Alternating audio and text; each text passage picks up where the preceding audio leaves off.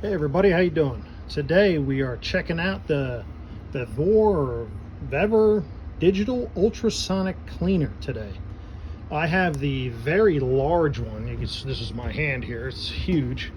I forget the size, but as you can see right now, I got a carb warming up. This is a carburetor off my generator that unfortunately we had to use last night, and it conked out halfway through the day, so we got it warming up in there. I just wanted to give you some quick quick overview and just some things that I've learned very quickly, just having it and using it a few times. So it is a 110 plug. I have it right there in a receptacle, and there's a on-off switch on the back, so if you're wondering why it doesn't power up, you got to turn the switch on. Right here you have your temperature controls. This is what it is now. It says actual. It's warming up to this temperature. Whatever you set this at, this will reach whatever temperature you have set. Now, with that being said, when you have the ultrasonic running, that might fluctuate. It might go up to 65 degrees Celsius or more. So always set it maybe just a tad bit lower than what you want it at, because once you run the ultrasonic, it will get maybe a tad bit warmer with the unit going. So with that being said, there is no way to switch this one to Fahrenheit. You have to do Celsius. And 60 to 65, you're going to be burning your hands when you stick it in the water there. So that's really all you need. I set mine to about 60. 60 to 65, it's going to be steaming hot. And you will burn your hands. I can tell you that firsthand when you're moving carburetor pull.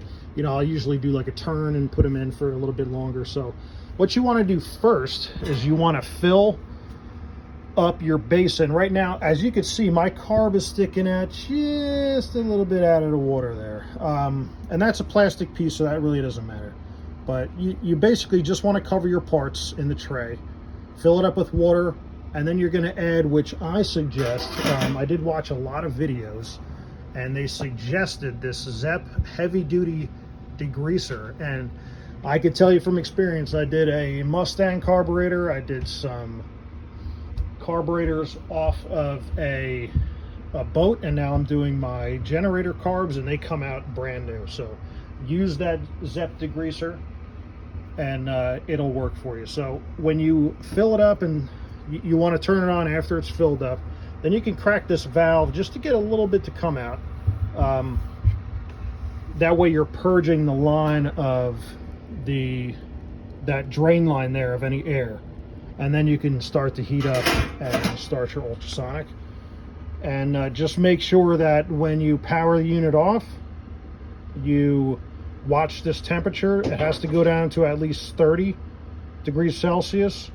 Then drain it, clean it, so it's ready for next time. I don't suggest leaving anything in there. Your tray and everything inside the machine is going to be all rusted out, and it won't be good for the next use. So make sure you do drain it after every use. It seems like a waste, but kind of plan on what you're going to be doing.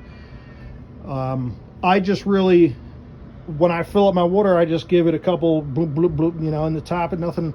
I don't use any measurements or nothing. Just as soon as it mixes nicely with the degreaser, and she'll be running like a top come tonight. So check them out. I got mine off of Amazon. This is definitely the larger one. If you guys aren't doing large carburetors or something, you probably don't need the big one. You can get away with the smaller one if you're doing jewelry or small engine carburetors, weed whackers and stuff like that. You'd be fine with the smaller one. I just happen to get the larger one because I'm going to be doing tools and other stuff. So yeah, check it out. It's worked great so far for me, and hopefully you guys have good use with yours if you try them out. So there it is, the Vevor Digital Ultrasonic Cleaner. All right guys, we will catch you on the next one.